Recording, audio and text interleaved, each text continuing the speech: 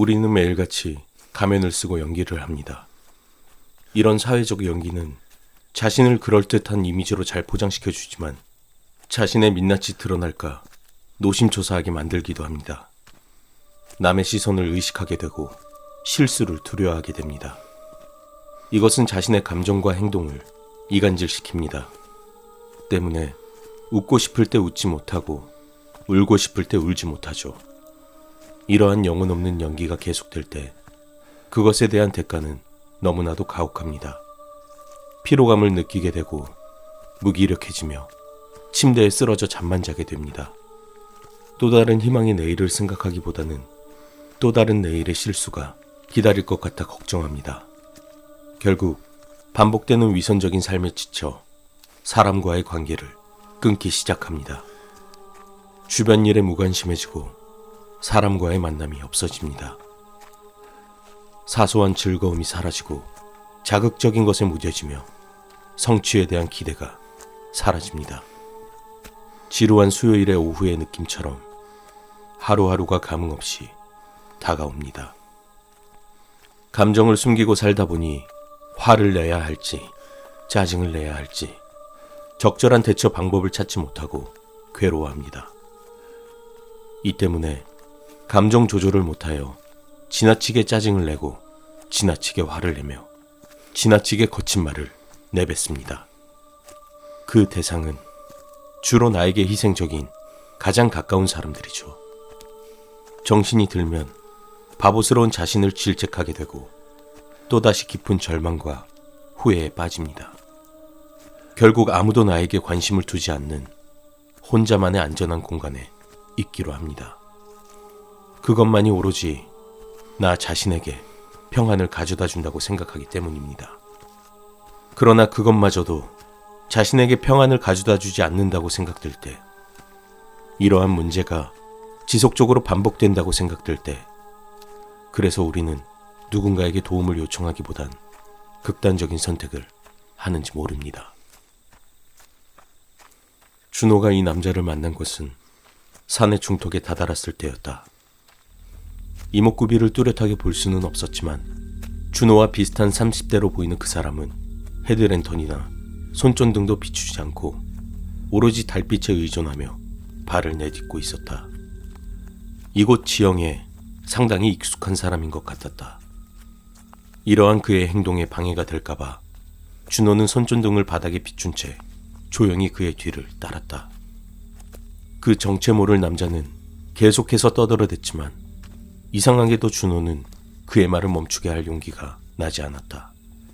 오히려 그 남자에게 압도당하는 기분이 들었다. 알 수 없는 불안감이 서서히 몰려왔다. 가까스로 용기를 내어 준호는 입을 열었다. 저에게 왜 그런 말을 하는 거죠? 그리고 당신은 누굽니까? 준호의 말이 떨어지기가 무섭게 남자가 발걸음을 멈추었다. 그가 멈춘 곳은 놀랍게도 깎아 자른 듯한 절벽이었다. 남자는 준호를 등지고 절벽의 끝자락에 서서 다시 말을 이었다. 이곳은 가끔 실족사가 발생하는 곳이죠. 물론 자의에 의한 죽음도 있고요. 누군가 추락하는 일을 목격해준다면 모를까, 이런 곳에서 홀로 죽으면 시체를 수습한다는 것은 거의 불가능하죠. 누가 저 깊고 어두운 낭떠러지 끝자락을 살펴볼까요? 시체가 썩어 문드러져도 아무도 그 냄새조차 맡지 못합니다. 흔적도 없이 사라지기 딱 좋은 곳이죠. 더 이상 갈 곳이 없습니다. 이제 선택의 기로에 서 있습니다. 한 걸음만 더 내디디면 떨어질 것 같은 절벽의 끝에 서 있는 남자의 아슬아슬한 뒷모습에 준호는 덜컥 겁을 집어먹고 말았다. 뭐 하시는 거예요? 준호의 물음에 아랑곳하지 않고 남자는 시선을 전방에 고정한 채 계속해서 말을 이어갔다. 나는 어려서부터 불행했습니다. 제가 3살 때 나라가 부도났다고 들었어요. 우리 집은 빚더미에 앉았고 설상가상으로 빚도 쪽에 시달리던 아버지는 집을 나가 돌아오지 않았습니다.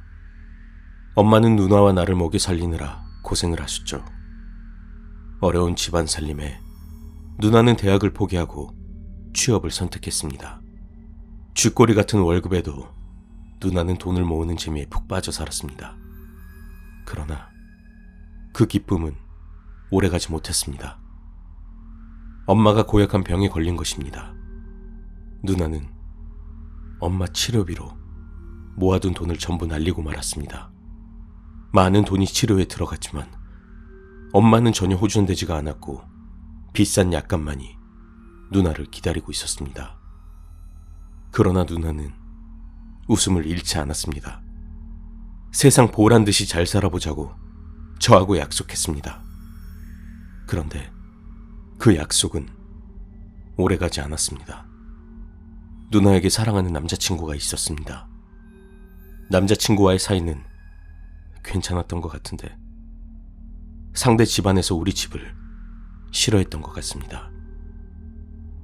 결국 누나는 남자친구와 헤어졌습니다.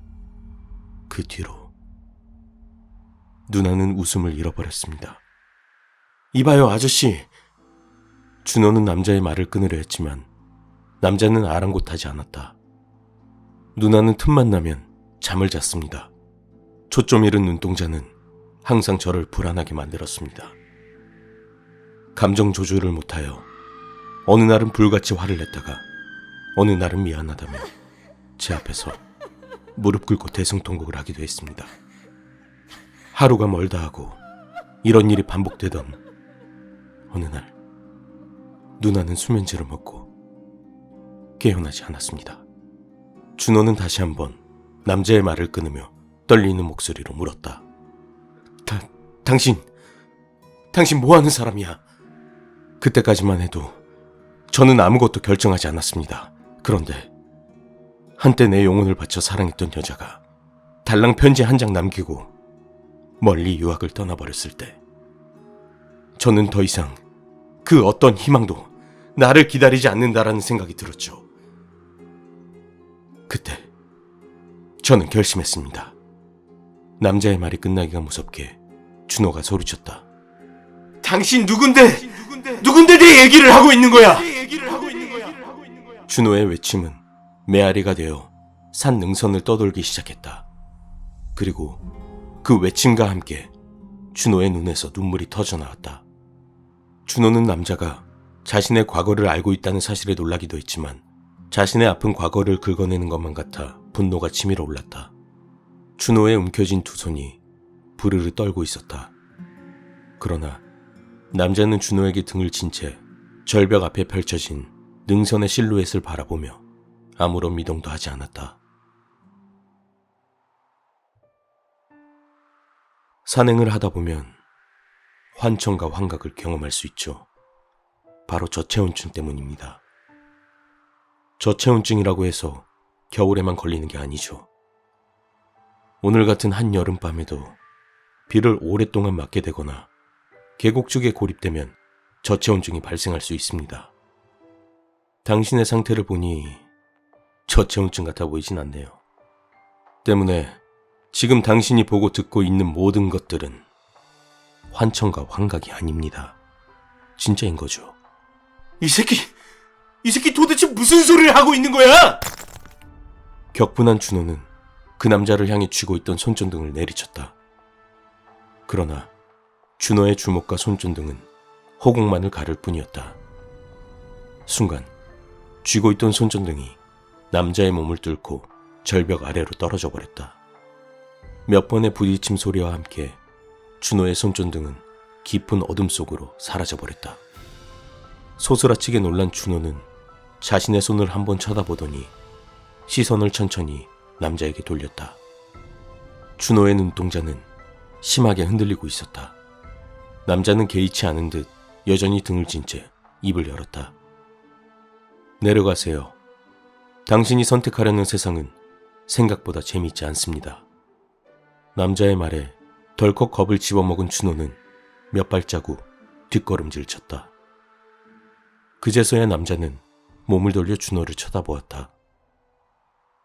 개똥밭에 굴러도 저승보다는 이승이 낫다는 말이 있지 않던가요? 당신은 아직 젊잖아요. 젊다는 것은 실패해도 된다는 말이에요. 자책하지 말아요. 당신 잘못이 아닙니다. 남자의 말에 준호는 그 자리에 털썩 주저앉아 얼굴을 일그러뜨렸다. 서러움에 북받친 준호의 흐느낌이 주변 산악지형으로 울려 퍼졌다. 다시 시작하세요. 아침에 일어나면 이불을 개고 양치하고 아침을 꼭 챙겨 먹으세요. 적절한 관계를 유지하며 사람들도 만나고 유흥도 즐기세요. 밤늦게까지 TV를 보면서 아픈 과거의 기억에 빠지지 말고 그날이 있었던 즐거운 일만 생각하세요.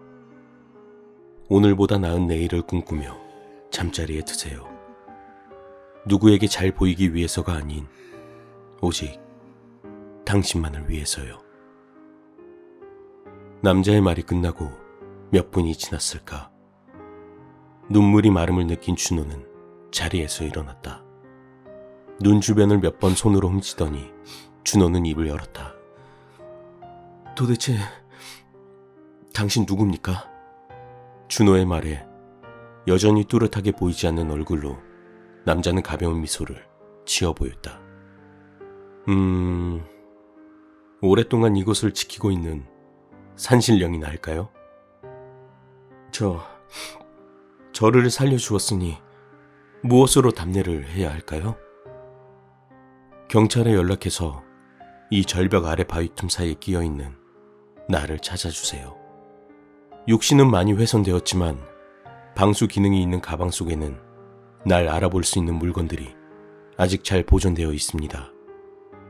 혹시 사람들이 저를 의심하면 어떡하죠? 의심. 당신을 죽였다고 생각할 수도 있잖아요. 아, 그럴 수도 있겠군요. 그런데 걱정하지 말아요. 그런 일은 없을 테니까. 그리고 혹시 내 가족을 만나거든 미안하다고 전해주시겠어? 그 정도야 뭐 어렵지 않죠. 기묘한 기분에 사로잡힌 준호는 천천히 산 아래로 발걸음을 내딛었다.